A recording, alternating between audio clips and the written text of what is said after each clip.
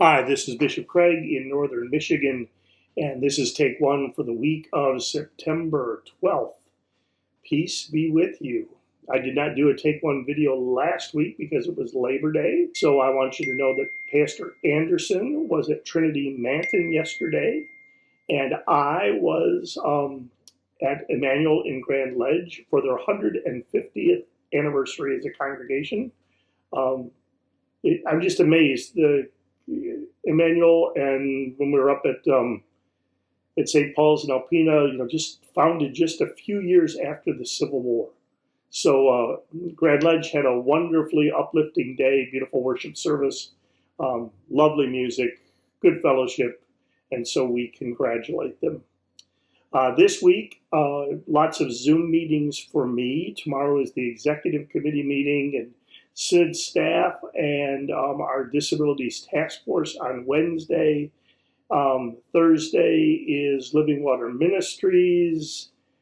And then on Saturday is Synod Council. So lots of Zoom meetings. I kind of smiled to think we're doing it all by Zoom, and that's really wise. And that's giving me more time because I don't have to travel. And yet I don't get to see everybody. So all blessings are mixed. Saturday is my birthday. I only share that to say how quickly the years go.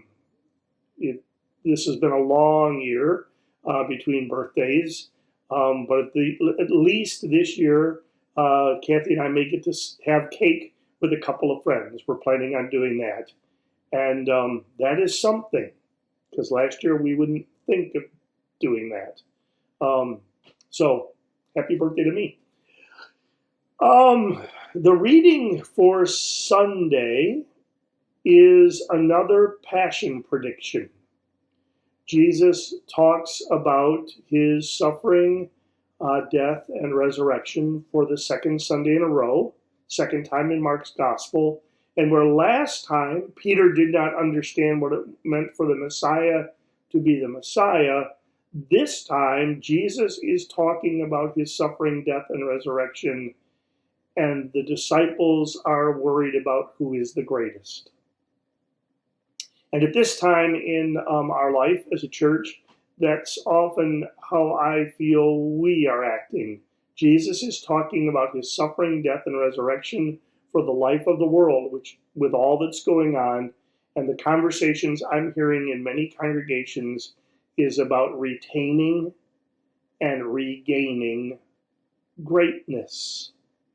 And congregations measure greatness by counting the number of people in the pews and the number of dollars in the budget and the number of square feet in the building, and the number of children and young families, and the number of years that we can hold out before we have to think about, worry about, contemplate closing, or God forbid, merging with another congregation.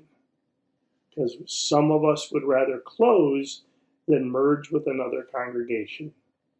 And so when we spend all of our time and energy and emotional energy worrying about retaining and regaining our greatness by human standards, there's not a lot of time left to talk about Jesus and his suffering, death, and resurrection for the sake of the world. So Jesus redefines greatness for the disciples, and Jesus redefines greatness for us. And let's become the least of all and the servant of all. So, and that involves sacrifice. Becoming the least of all and the servant of all involves sacrifice. Good parents understand this. They are willing to become the least of all and the servant of all and to sacrifice for their kids. They don't even think about it. It's just what good parents do. I watched 60 Minutes Sunday night.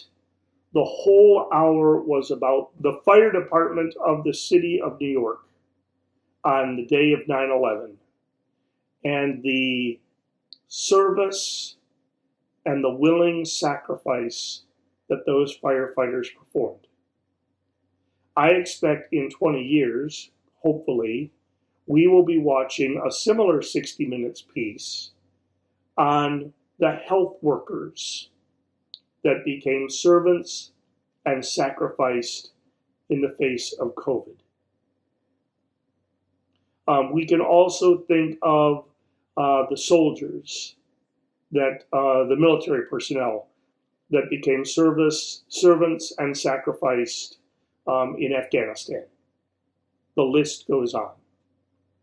The invitation for us as a church, and I would say, I don't like the word call, I would say the summons for us as a church is to perhaps let go of retaining and regaining greatness by human standards, and to make Jesus the most important conversation we are having in our congregations.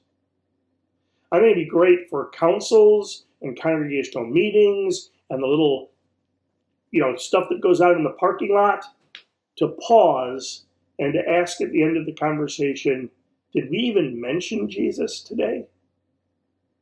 The question I think we get to ask, that we are being summoned to ask, is, moving into the future, what does it mean for Christ's church to become the servant of all?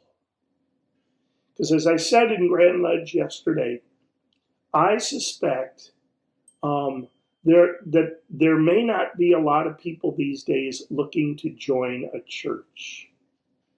But with all that's going on, there are plenty of people looking for God, looking for Jesus, and wanting to know, how is it that God is with us? And Jesus gives us the answer in his suffering, death, and resurrection, and in defining greatness in terms of being the least of all and the servant of all. The question that we are being summoned to address and to answer is, how can we embrace both Jesus as the most important conversation we can have, and servanthood as the most important thing that we can do? That's what I'm thinking about this week, and I invite you to join me in that thought and in those prayers. I'm Bishop Craig in Northern Michigan, and this is Take One. Peace be with you.